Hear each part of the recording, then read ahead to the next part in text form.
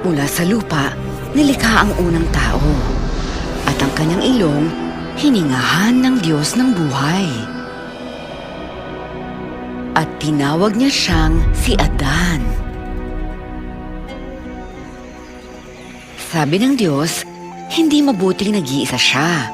Bibigyan ko siya ng angkop niyang katuwang. Kaya mula sa isang tadyang ni Adan ay lumikha ang Diyos ng isang babae at kanyang pinangalanan siyang Eva. Sina Adan at Eva ay namuhay sa presensya ng Diyos sa magandang hardin ng Eden na para sa kanila. Kasama at kaukausap sila ng Diyos sa hardin. Wala pang kahirapan, kalupitan at kamatayan noon.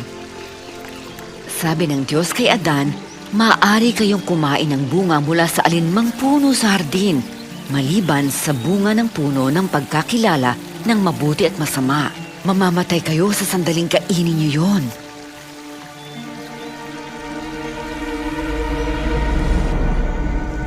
Ngunit isang araw, tinukso ni Satanas si Eva. Pumitas siya ng bunga at kinain ito. Binigyan din niya ang kanyang asawa na nooy katabi niya at kinain naman ito.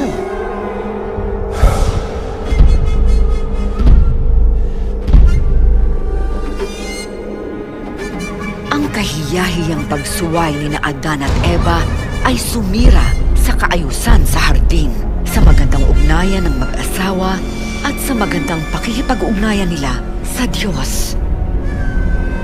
Isinumpa ang lalaki na habang buhay na magpapagal.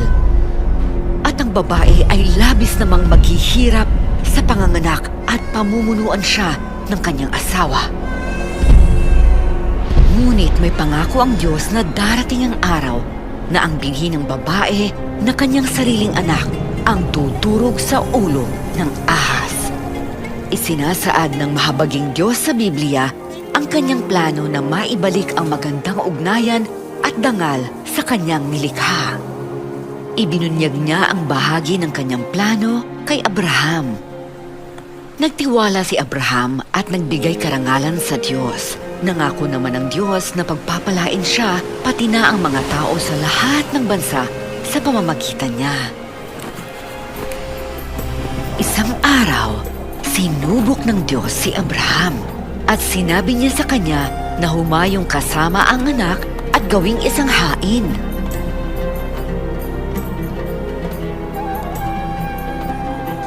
Nagtiwala at sinunod pa rin ni Abraham ang utos ng Diyos. Kahit alam niya na sa pamamagitan ng kanyang anak na ito, matutupad ang pangako ng Diyos sa kanya.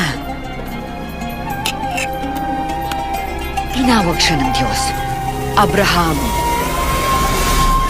Pinatunayan mong tapat ka sa akin, pagkat hindi mo ipinagkait ang minamahal mong anak. Isang tupa ang nakita ni Abraham, kaya ito ang kanyang inihain sa Diyos kapalit ng kanyang anak. Ang pagkakaloob ng tupang pamalit sa anak ni Abraham ay isang pagsasalarawan, isang sulyap sa dakilang plano ng Diyos. Ang planong ito ang wawasak sa sumpa ng kasalanan at kamatayan at magbabalik sa magandang pakikipag-ugnayan ng tao sa Diyos.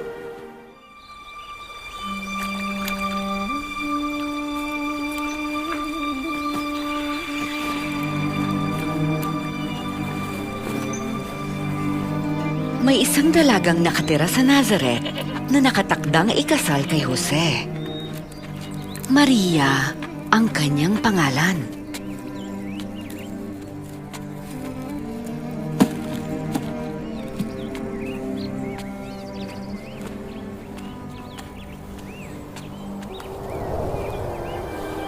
Sumasa iyo ang Diyos, lubos ka niyang pinagpala.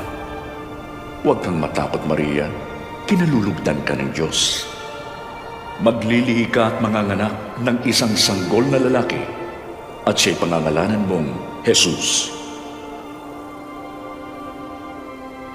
Paano to mangyayari? Ako'y birhen.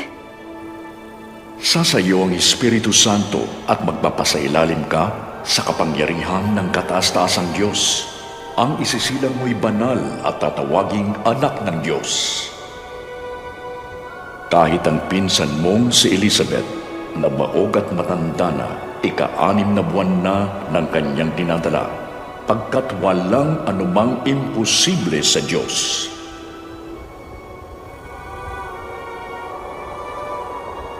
Ako'y lingkod ng Diyos. Mangyari sa akin ang iyong sinabi.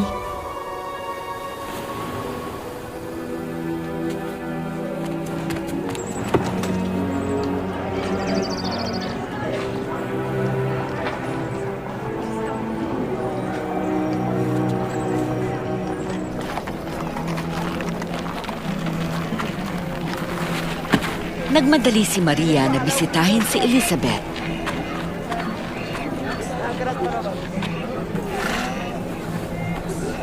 Elizabeth,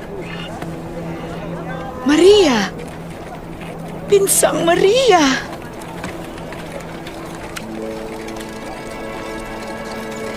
uy!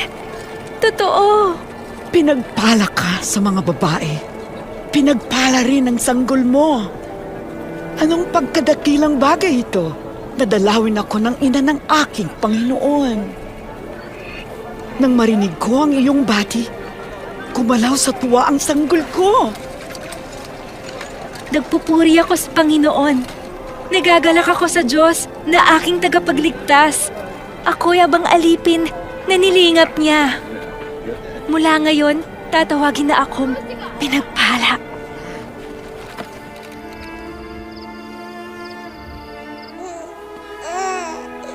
Si Jesus ay ipinanganak sa Bethlehem, sa isang sabsaban dahil walang matuluyan sina Maria at Jose. Ipinahayag ng mga anghel ang kanyang kapanganakan.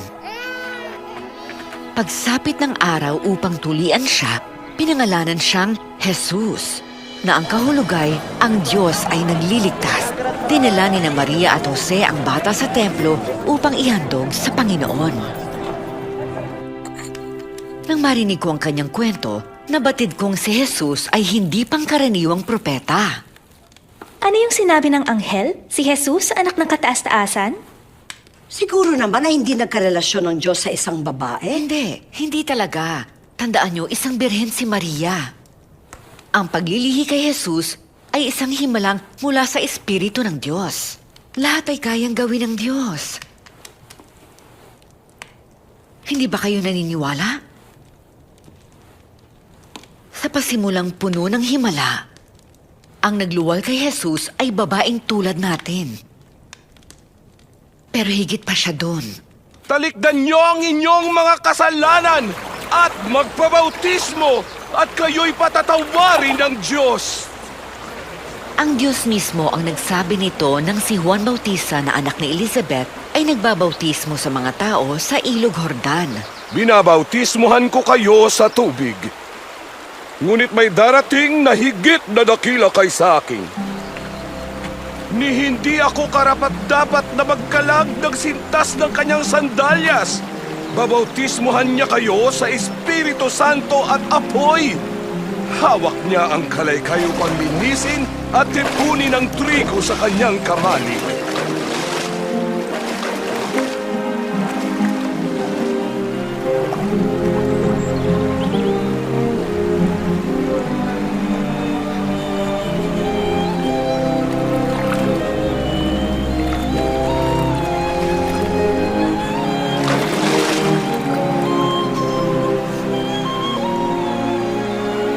Bumaba ang Espiritu Santo sa kanya sa anyong kalapati. At isang tinig mula sa langit ang narinig. Ikaw ang minamahal kong anak. Lubos kitang kinalulugdan. Nang mabautismohan, nagtungo si Jesus sa bawat bayan, nagturo at pinagtibay ng kanyang mensahe ang kanyang kapangyarihan.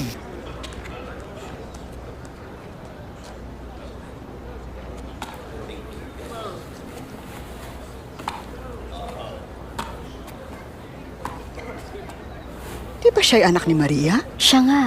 Tumahimik ka.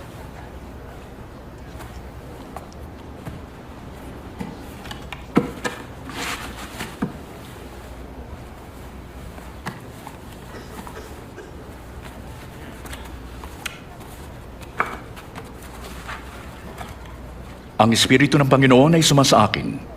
Hinirang niya akong ipangaral ang magandang balita sa mga dukha. Sinugo niya akong ipahayag na lalaya ang mga bihag at makakakita ang mga bulag. Palayain ang mga inaapi. At ipahayag na dumating na ang panahon ng pagliligtas ng Panginoon. Mahusay siya magsalita.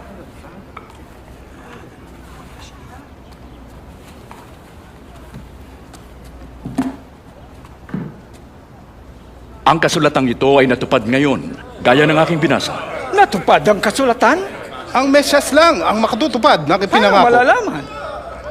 Marami ang namangha sa kanyang salita. At naniwala dahil sa kanyang mga himala.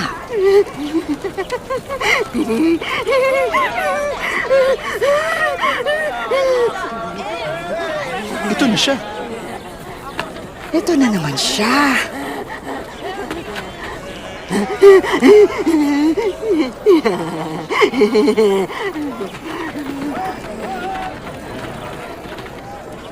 Sino yun? Ang guro mula sa Nazareth. Si Jesus. Kumusta? Kamusta? Alis, hindi ka kailangan dito.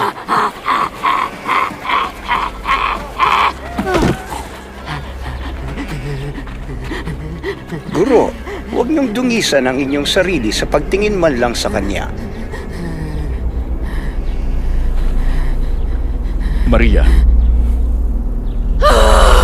Anong nais mo sa amin, Jesus na taga Nazaret?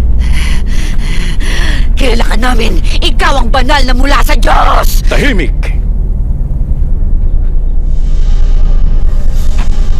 Pasasamang espiritu.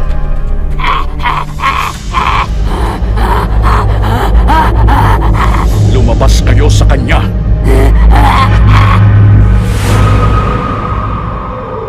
Patay na siya. Pinatay niya? Hahawakan niya siya. Di yan gagawin ng isang banal. Maria, anak ni Abraham.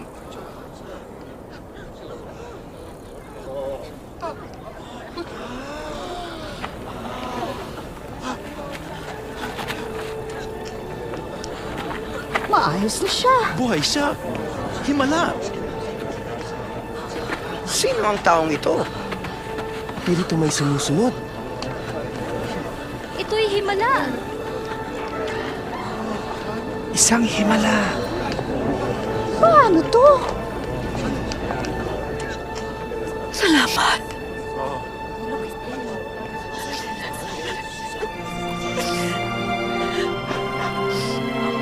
Salamat!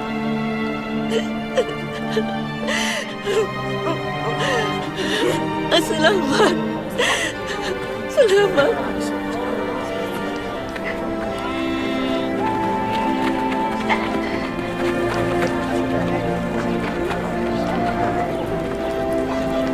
Mula noon, ako'y sumunod na sa kanya at gumagawa ng nakalulugod sa Diyos.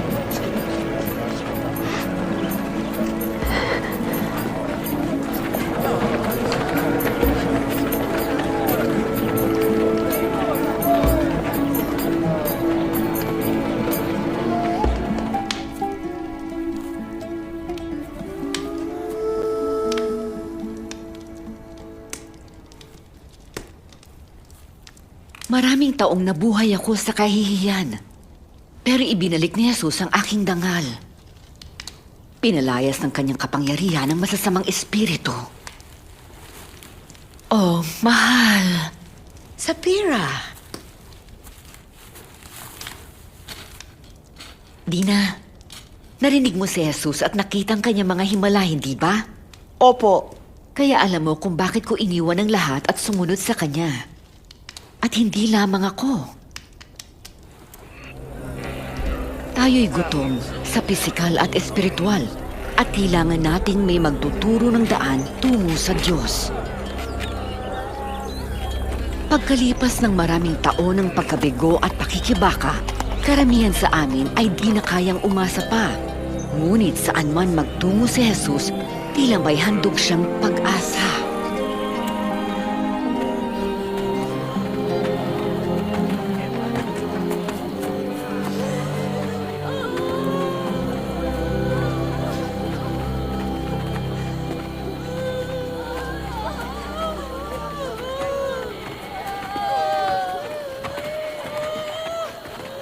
Teka, sino yun?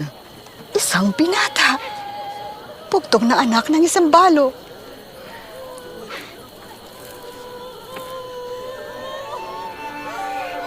Binata, bumangon ka.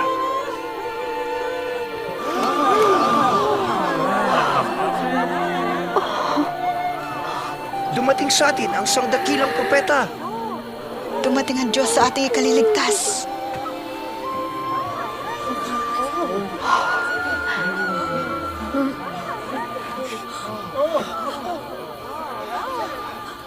Kung ang nagmamahal lamang sa inyo ang inyong minamahal, bakit kayo dapat pagpalain? Gawirin ito ng mga makasalanan. At kung mabuti lang kayo sa mabuti sa inyo, bakit kayo pagpapalain? Gawirin ito ng mga makasalanan. Hinahawakan niya siya. At kinakausap pa. Nakasusok lang. Hindi. Mahalin ang inyong kaaway at gawan sila ng mabuti. Magpahiram ng walang kabayaran. At malaking gantimpala ang inyong tatamuhin.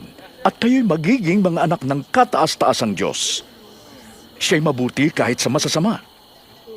Maging mahabagin kayo, tulad ng inyong amang mahabagin.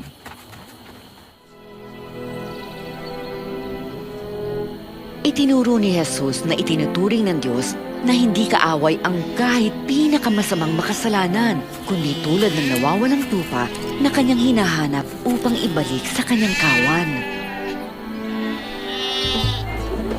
Hindi natin alam na ang ganitong pagpapahalaga at pag-ibig sa tao ay nararapat kahit sa mga kasuklam-suklam, mga banyagang may nakakagalit na tradisyon hanggang sa pinili ni Jesus na dumaan sa Samaria. Sino itong babaeng inaalipusta? Siya isang Samaritana. Masama na yun, di ba? Tara na, bumili na tayo ng pagkain para hindi maging tayong guro.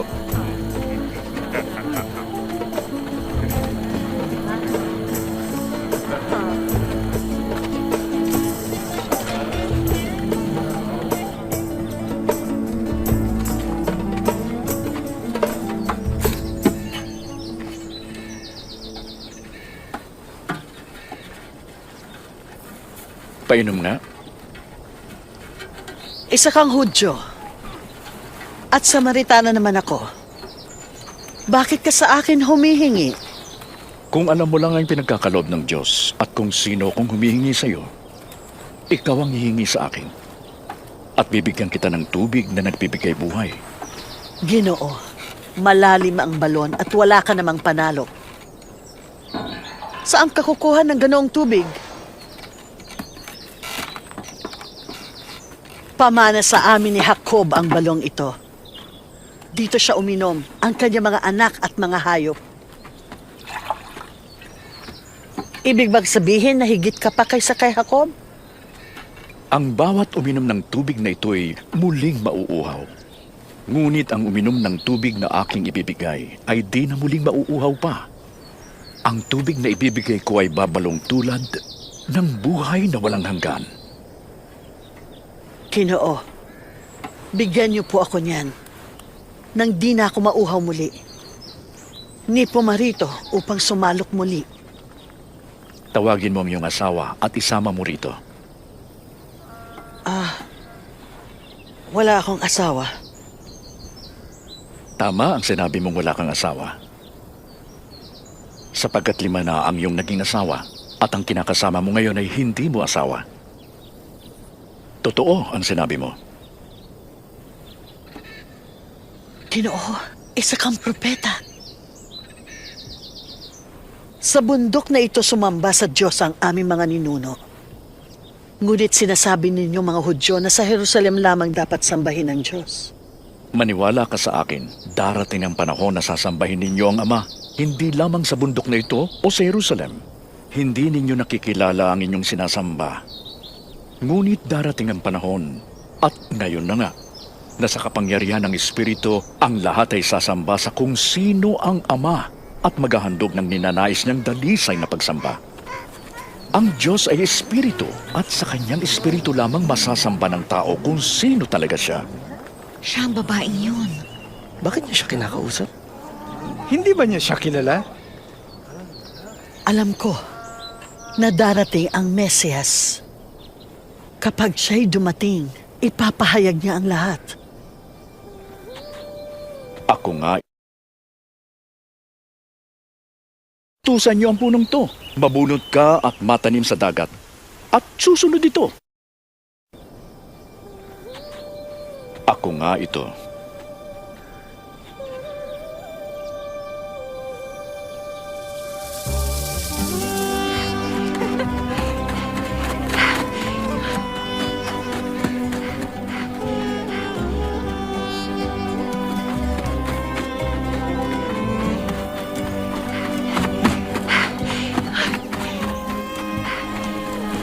Halik kayo!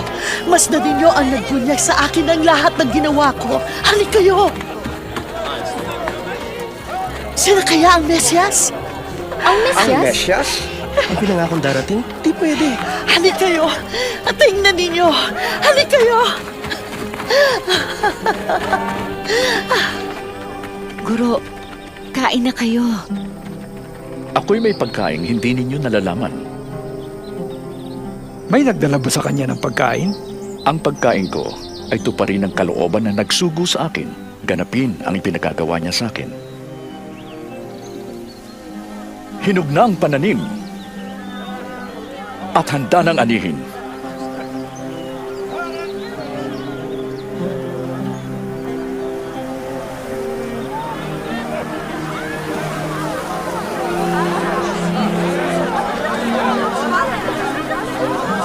Napakarami ng dumarating. Ang Samaritano rin ba ang mabuting balita?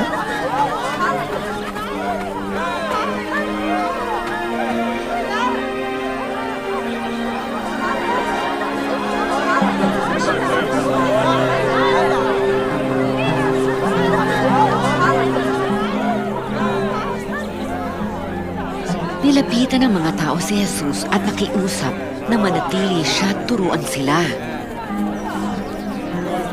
2 araw kaming nanatili roon at marami pa ang sumampalataya sa kanya. Ang pagkabalisan niyo ba ay makapagpapahaba ng inyong buhay?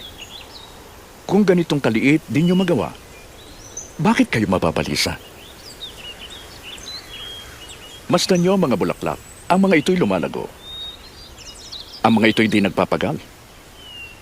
Si Solomon man ay hindi nakapagsuot ng kasing gandanan sa kanila. Kung ang Diyos dinaramtan ngayon ang mga damo na sinusunog lamang, kayo pa kaya ang tinyad damtan? Kulang ang inyong pananampalataya. Dagdagan niyo po ito. Kung ang pananampalataya niyo ay sinlaki ng buto ng mustasa, utusan niyo ang punong to. Mabunot ka at matanim sa dagat. At susunod ito.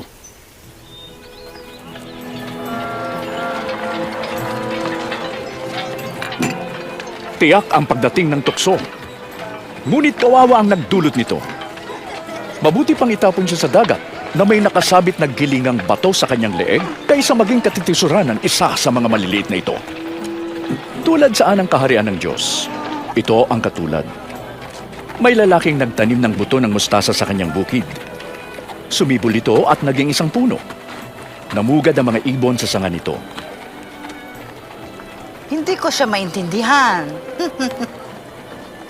Bakit ka nakikisalo sa mga maniningil ng buwis at iba pang mga makasalanan? Kami? Makasalanan? Hindi kailangan ng walang sakit ang manggagamot, kundi ang may sakit. Di ang matuwid ang tinawag ko para magsisi, kundi ang makasalanan.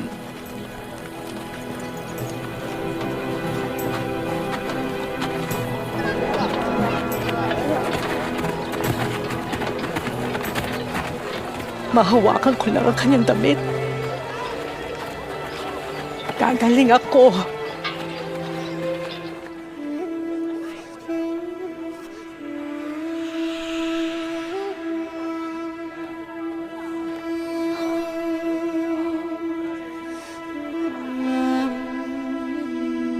Sinong humawak sa akin? May humawak sa akin. Naramdaman kong may bisang lumabas sa akin.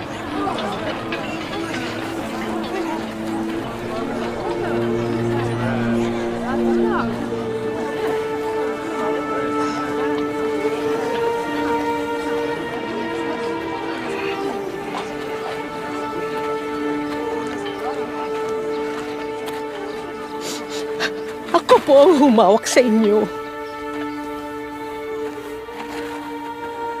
12 taon na po ako dinurugo. Walang nagawa ang mga magkagamot.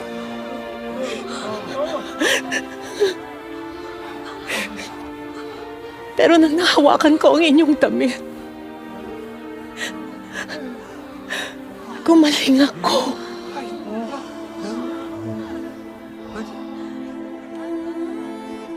Anak, pinagaling ka ng iyong pananampalataya.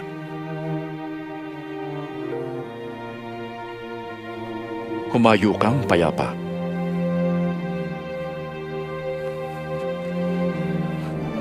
Salamat po.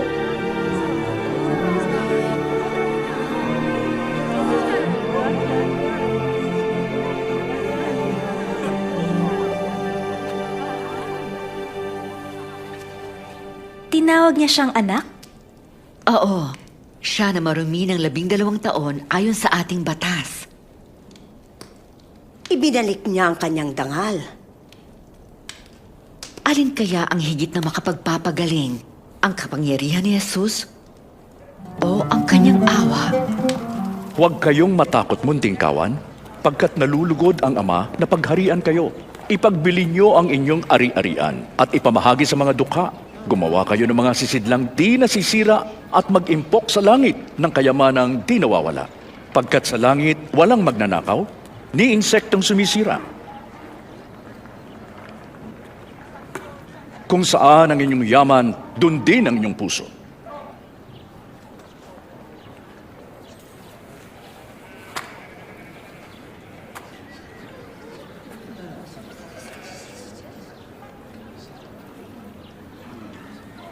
Babae, magaling ka na sa iyong sakit.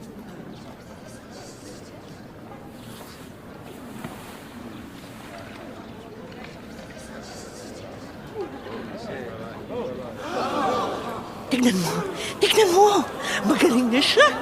Himala, pansinin niyo, magaling na siya. Dali, tignan niyo. Isa na namang himala! Kilang Diyos. 18 taon. Pagpalain ka, guro. Mayroong 6 na araw sa paggawa. Dapat isa sa mga araw na yun kayo nagpagaling, di sa araw ng Sabat. Mga mapagkunwari, hindi baga kinakalagan niyo ang inyong baka o asno para painumin kahit araw ng Sabat? Ang anak na ito mula sa lipi ni Abraham ay iginapos ni Satanas sa loob ng 18 taon. Di ba dapat siyang kalagan kahit ngayoy Sabat?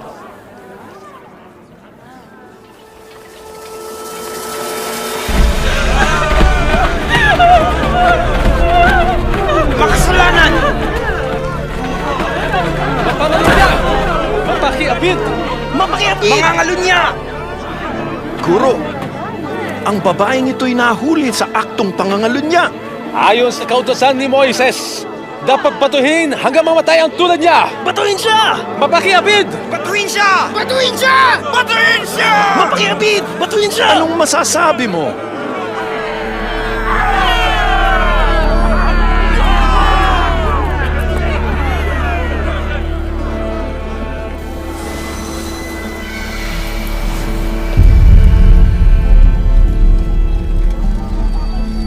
Guro, may dalawa tayong saksi sa pangyayari.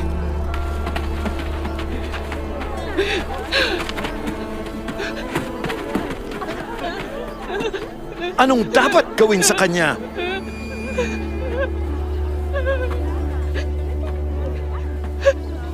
Sino man sa inyo ang walang kasalanan, siya ang unang bumato sa kanya.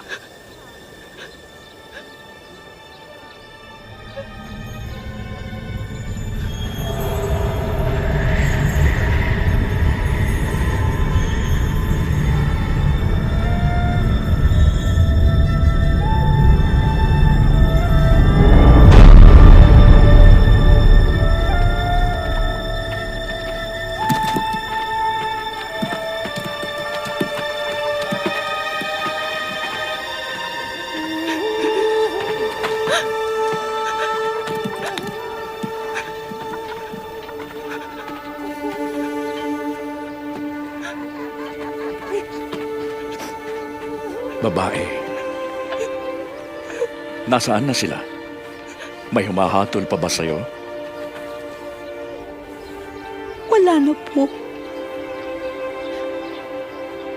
Di rin kita hahatulan.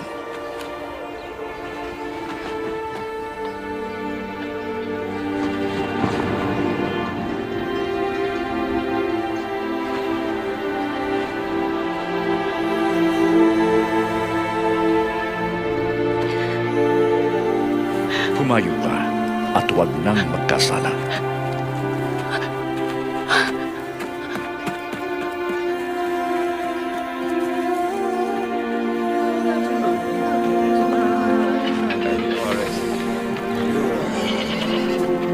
Tay, di ko makita. Sampak sa balikat ko. Nakikita mo na? Nakikita ko na si Jesus. Kanyang sinusuway ang kautusan, Ang naghasik ng mga binhi. pati na ang sabat, May binhing napunta sa daan at napakan. kasakasama ng makasalanan. Kung siya'y pababayaan natin, maniniwala ang lahat sa kanya. Paparito ang mga Romano at wawasakin ang ating templo. Mayroon namang nalaglag sa matabang lupa. Bigo silang mabihag si Jesus o pigilang sumunod ang mga tao sa kanya. Pero porsigido silang matigil ang pagpapahayag ni Jesus na siyang ipinangakong Mesyas. At nakatagpo sila ng magkakanulo kay Jesus.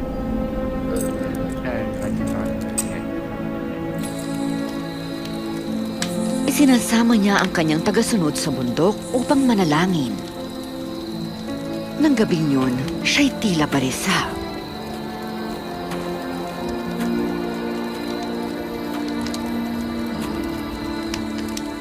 Bakit kayo natutulog? Bangon! At manalangin kayong hindi mahulog sa tukso.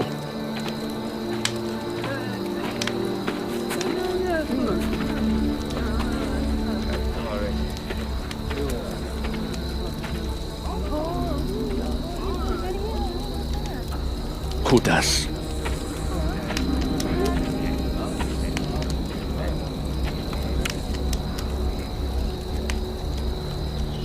Ipagkakanulo mo ba ang anak ng tao sa isang halik? Panginoon, lalaban na po ba kami? Dakpin siya! Tama na!